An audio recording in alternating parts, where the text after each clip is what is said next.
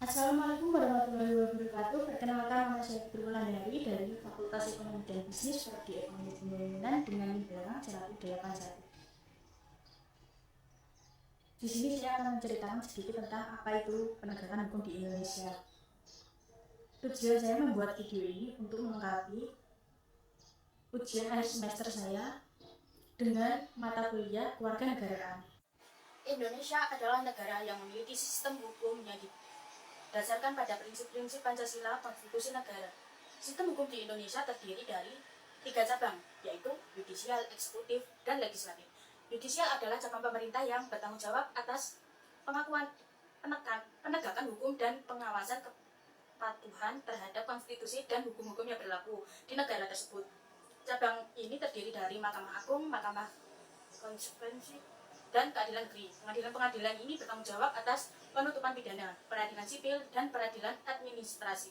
Pengadilan-pengadilan ini juga bertanggung jawab atas pengawasan keputusan terhadap hukum dan peraturan pemerintah.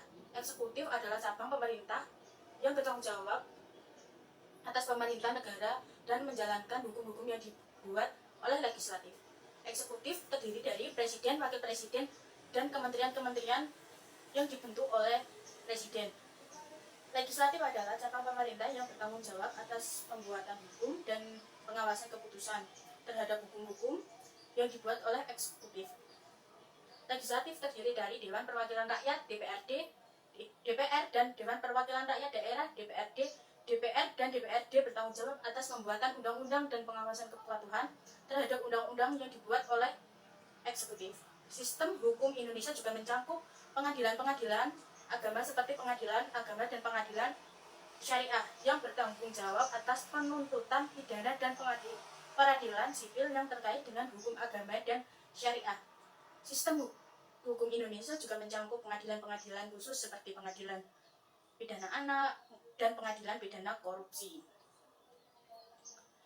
yang bertanggung jawab atas penuntutan pidana dan peradilan sipil terkait dengan anak-anak korporasi secara keseluruhan. Sistem hukum Indonesia bertujuan untuk memastikan keadilan dan keamanan bagi semua warga negara dan untuk melindungi hak-hak yang dan kebebasan mereka. Salah satu contoh kasus penegakan hukum di Indonesia adalah kasus korupsi yang melibatkan seorang pejabat pemerintah tinggi. Dalam kasus ini pejabat tersebut menerima suap dari sebuah perusahaan swasta dalam pertukaran untuk memberikan izin usaha kepada perusahaan tersebut.